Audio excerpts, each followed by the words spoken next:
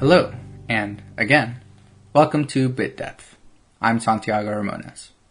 This is a podcast with deep conversations, including but not limited to spirituality, science, religion, politics, morals, and of course, music. For these first few podcasts, I will be speaking to you from a pre-written thing I wrote to help guide me along, but also to make sure I don't say something stupid when I could have kept myself from saying something stupid, and to explain some preliminary information. The rest of the podcast will be mostly conversations with other people and will encompass these basic questions. What do you do right now? What do you want to do? Or what are you working towards? Why? What are your beliefs about the world, as far as religion or philosophy goes? How does that apply to what you want to do? What advice, if any, do you have for other people that have similar interests as you do? As the podcast progresses, you'll get to hear how I grow, change, and learn, and how my guests do as well. Let me explain the podcast title so that you don't have to ask about it later. I'm sorry if you know what bit depth is. In digital audio, electrical signals have to be converted into binary, zeros and ones, to be made digital. The way that a transducer does this to sound is by sampling and quantization. In order to interpret pitch or frequencies, a computer takes samples or snapshots of sound waves in order to recreate them digitally. The rate at which those samples are taken is, of course, called the sample rate. In order to interpret loudness, the computer takes snapshots of different loudnesses in the sound wave. The way that this is measured is with bit depth. A lower bit depth means that a sound can only be so loud and so soft, and not that many differences in between. A higher bit depth allows the volumes to vary from extreme softness to the point of being inaudible, and extreme loudness to the point of hearing damage, and the many steps in between. It's a play on words. I'm a musician that works with digital music, but this is a podcast with deep conversations. Sometimes it gets a bit deep. Get it? Jokes are funnier when you explain them. The purpose of this specific podcast is for you to get to know me a little so that I don't have to repeat myself later on and that I don't have to explain certain things that are obvious to the people that know me. Currently, I go to school at the Academy of Contemporary Music at the University of Central Oklahoma for contemporary music production.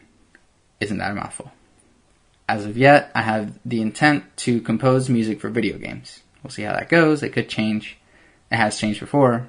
Not that I don't feel solid about that, more that it'll be really hard to achieve. Game audio is an industry that's really flooded right now, and I certainly hope that I can make my way in. If you want to listen to my music, I'll plug that at the end. I basically do three things. One is music. I write, sing, compose, produce, enjoy, and teach music if I have to. Whatever it is involving, I love music. 2, I talk to people for a really long time about deep stuff. That's this podcast. Thanks for listening. 3, I absorb and partake in media, mostly video games, audiobooks, podcasts, information, humor, puns, nerdy things, mostly video games and podcasts, really. Hopefully, those will be more clear as you listen. So here we go with my life story. I was born in Venezuela, October 20th, 1995. I am 20 years old. Keep that in mind as I start talking about my stupid baby experiences that were important to me. I'm 20. I have 2 brothers, Daniel and Jesus, whom we call Seuss. Listen to his podcast at moodishes.com. Daniel is 2 years older than me, and Jesus is 5 years older than me. I'm the youngest, you see. My parents are Jesus and Perla. Jesus is a mechanical engineer. Perla is the best cook in the world. Both studied in Oklahoma for college, for whatever reason. My dad has been away working most of my life, but he has been providing for us. My memories of Venezuela are fuzzy. Rain, sun, house, stairs, school. I learned to read and write young, and I skipped kindergarten. I'm not some crazy genius, I just learned a little bit sooner. I came to the U.S. on October 20th, 2001. I was 6 years old. Since my parents studied in Oklahoma, we went to Oklahoma, I guess. I learned English in less than a year. We moved a lot. My first long-standing best friend was Z. Maybe I'll get him on here one day. I first started music in elementary school. Choir, obviously. Everyone did choir. But little did I know this would be kind of important eventually. I started playing trombone in 6th grade. I wanted to play percussion or trumpet, but trombone is fun. I think it's the easiest instrument to learn. The slide isn't actually as hard as you think it is. But that's just my opinion. Middle school was weird. What we called long-term relationships felt like ages of marriage. Then when those end, there's the crippling seclusion and nobody gets me while wandering alone outside, waiting for that girl I'm obsessed with to notice. She basically influenced the music I listened to outside of Sue's. My mom had breast cancer whenever I was in middle school. For whatever reason, I don't really remember having any sort of crisis about it. I knew that she was going to be okay somehow. Even if we could barely afford it. My mom is a freaking superhero. I love my mom. Band became a community, a lifestyle, really. Especially in high school. It's how I met Sable, my girlfriend of 6 years. Here's where the plot thickens a little. So, marching band. A group of nerds with wind and percussion instruments and silly uniforms marching and playing at the same time in neat formations. And it gets serious. Sorry to the people that already know what marching band is, having to listen to me explain everything. Surely this will be nostalgic for you, if anything. I marched baritone, which is like a euphonium, but sideways, like a big trumpet. It's heavy. Daniel, my older brother, was a junior my freshman year. He was a drum major. Drum majors are the badasses that lead the band. Usually 3 of them with my size school. They conduct and keep everyone relatively together and in time. Being a drum major was like being a band director with all of the hard work and none of the authority, although some people thought they had authority. Really, it was mostly glorified slave labor that we were really eager to do. I got Rookie of the Year my freshman year. I'm looking at the plaque. I auditioned to be a drum major for the next year, which people said was futile because nobody ever gets drum majors as a sophomore. Let me explain myself here. I'm a hard worker. People call me smart, which I'll accept. I'm a fast learner. At the time, however, I was shy. I was still getting over the nobody gets me part, but I had a small community of people who were supportive, and I had a college girl I was trying to court. Real ambitious, I know. It was Sable. Let me go off on this tangent. My brother knew people older than me, so I had an in with some people while still knowing my friends that were my age. Through the older friends, they had older friends, and one of them volunteered a lot of band stuff.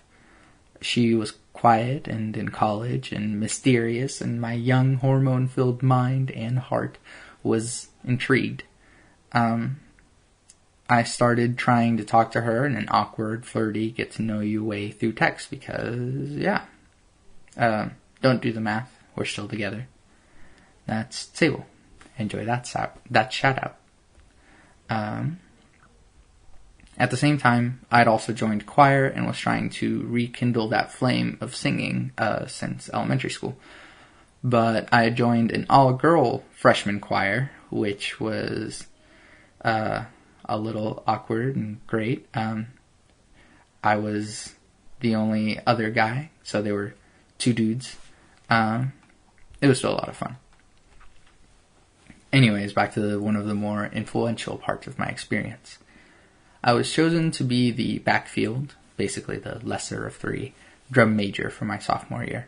next to Daniel and his girlfriend at the time. So like backfield is like I'm on the other side of the field for whenever people are looking backwards for whatever reason. I'm the one conducting so that they can see. So this was a big deal for me. But this gets like super high school. Check this out. So if you had failing grades in any class, you would be ineligible for extracurricular activities. So I had chemistry with this teacher that basically only taught the front of the class. I didn't really care about the class, but I'm a good student. I mean, relatively, I suppose. After a lab or whatever, I was supposed to turn in this journal thing. I hadn't. After the eligibility day, which made me ineligible for marching band for a marching band contest that we were hosting that week. The only way to be eligible was to make up the grade, which I did. I turned in the lab journal late, but I did what I was supposed to do to bring my grade up. The teacher didn't turn the page and didn't grade the missing assignment. I'm not bitter or anything, but I did everything I was supposed to do to solve the problem. The rest wasn't my fault. Anyways, I was ineligible, which meant I couldn't be drum major for that contest. That week, I just stayed inside and felt sorry for myself, because that's what an emotional, self-deprecating sophomore does. I'm also a year younger than everyone in my grade, so I was technically a freshman, and I was, again, still going through that nobody gets me and super shy thing. And so after I'm back in commission, I'm told that was a stupid thing to do, to go inside and hate myself forever, rather than go outside and live with it. It was a stupid thing to do. I should have faced my mistake and dealt with it, rather than run away from the problem of what everyone would think of me. This realization was the start of what made me grow up, and fast. It made me realize that it doesn't matter what people think. It doesn't matter if you feel bad about yourself. What matters is that you do what you're supposed to do, at least in these roles. It doesn't matter if I'm shy. There's something to be done, and I have to do it. It really broke my introversion. I no longer cared about being shy. I no longer cared about saying something embarrassing. It broke my walls down. I have virtually no barriers now. It made me open, enthusiastic, and confident. And this is what learning from mistakes is. The next 2 years, I still auditioned for drum major. I wasn't a drum major for my junior and senior years. I guess my band director didn't trust me or something. I'm not bitter or anything. Regardless, I learned from that mistake. On the choir side, I was in advanced choir, show choir, barbershop, and every school musical. I wasn't great. My parents couldn't really afford music lessons or anything, so I was an okay singer and an okay dancer. I wasn't any big parts in musicals or stuff like that. I'm not bitter or anything. On another side, I did the high school talent show for a couple of years. Well, a couple of times. The first time with one friend in a weird, sad song because hormones. The second time was a contemporary band arrangement to do a Radiohead song because hell yeah. I tried a third time, but I didn't make it. I'm not bitter or anything. On yet another side, I was decently involved in church, youth group activities and leadership and Catholic youth conferences. When both my brothers had been atheists, I was a pretty good Catholic. I didn't understand why they weren't. Apologetics in Catholicism just made sense to me, I guess. Theology made sense to me. Somewhere around the end of my senior year, I had a sort of educational awakening. Grendel was a good book. We read lots of books, but this was the first one I really got and understood. The symbolism and the plot and everything. I just got it. I was interested. And this really became important in my beginnings of college. By the time that I graduated in 2013, I decided I wanted to go to the University of Central Oklahoma for vocal performance, with an intent to get my bachelor's in that, and then an associate's in contemporary music production at ACM after that. ACM required that I produce 3 things in order to get in, but I had nothing. I had just gotten out of high school. So my backup plan was to get 2 degrees with 1 as a backup for if my dream didn't pan out. Because I wanted to write and record and produce my own music and tour like Radiohead or whatever. I hadn't had any voice lessons at the time though, so I didn't get into vocal performance because it's an audition. I'm not bitter or anything. I took a semester as a general music major with some private voice lessons to re-audition for vocal performance. But my teacher suggested that I do vocal music education. My first semester was basically the same for any music major, so I technically hadn't lost any time other than take voice lessons through the school. I also did marching band in college, because awesome. My appreciation for classical music wasn't as much as everyone else's, though. I really love music theory, but the standards and values of academia in classical music were different from what I valued in music. I always leaned towards contemporary music anyways, with like a classical influence. After 2 years with vocal music education, an experience I really value and it really influenced how I approach music, but while I really love education and teaching, it's not what I really wanted to do. I wanted to make my own music. So I switched to ACM to do music production. Also, my second year at UCO, I was drum major of the marching band. That was a lot of fun. I really love the band director and the group there, and everything's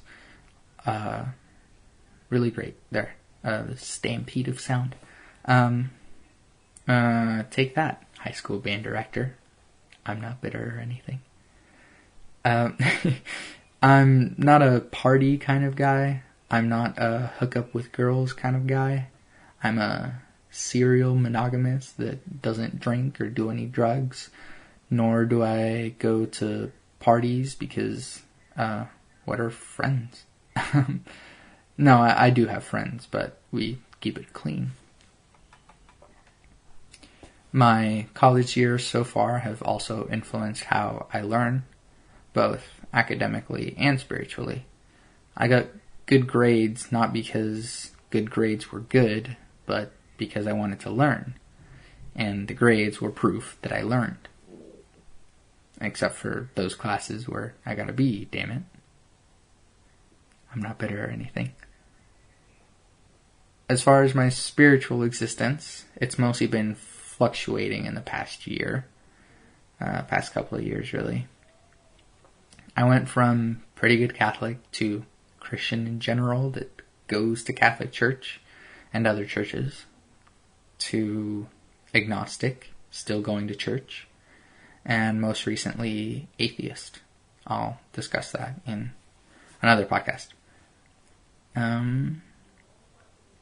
I guess that's really it. Yeah, so that's me. Basically, I may have missed 1 or 2 or 40 details. Why give everything away? You'll figure the rest out. Thank you for listening to the first Bit Depth. You can follow me on Twitter and Instagram. I'm at Santiago R_music on both of those. You can listen to some of the music I make on SoundCloud. All of the music you've heard here is mine. That's soundcloud.com/Santiago-Ramones. Or just search for me on SoundCloud. I'm also in a band where Don't Tell, Dina. That's don't tell, Dina, ! Find us on SoundCloud, Twitter, and Instagram. Also, listen to my brother Seuss's podcast. Go to moodishes.com or find it on iTunes. Love never fails. It's going to be okay. I might be wrong.